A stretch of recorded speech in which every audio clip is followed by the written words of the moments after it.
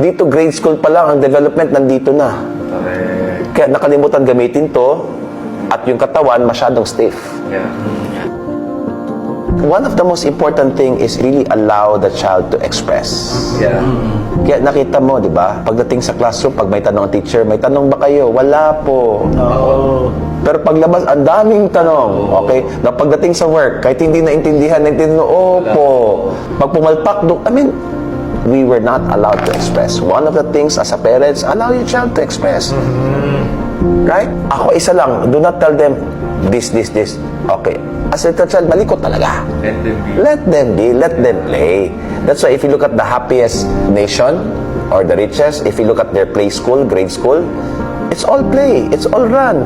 Because that's your development. But notice, dito grade school pa lang, ang development nandito na.